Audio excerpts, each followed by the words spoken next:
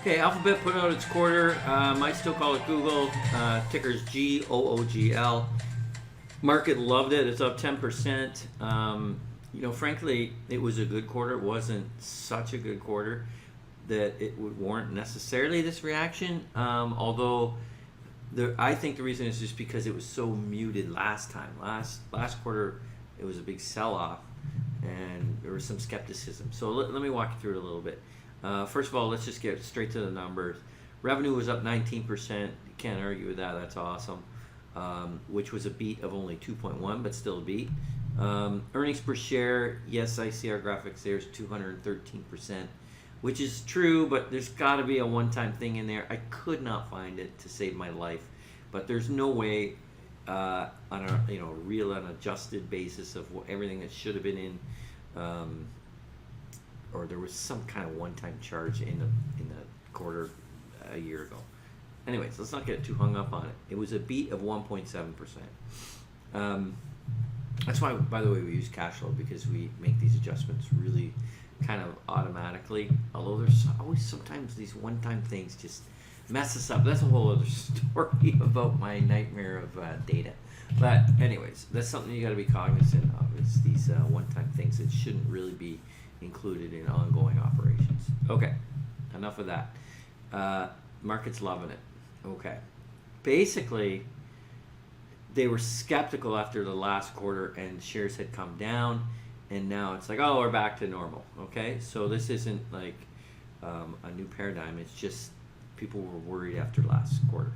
So let me take you through that. Let's jump into our model. First of all, here you see the overall model.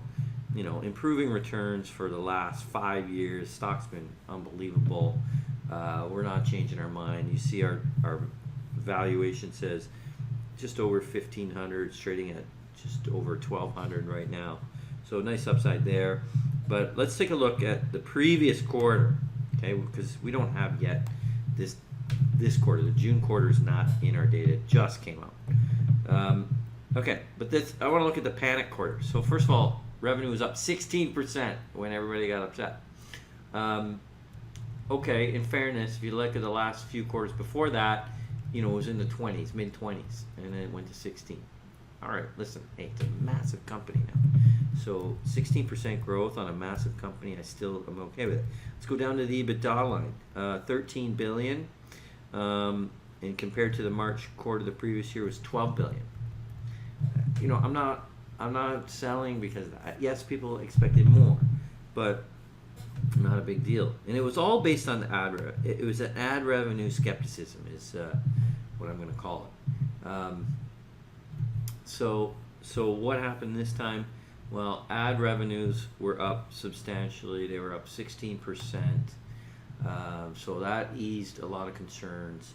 But really, this is just getting back to where it was. In fact, it's still not even where it was, I think, before the previous quarter. So I don't think buying it here is technically chasing it.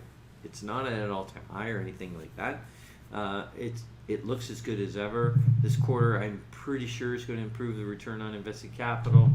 Looking forward to getting that data, but I don't need it yet. I mean, I can analyze the press release and the numbers. At least on a broad brush level, it looks pretty good. Obviously, the market agrees with that.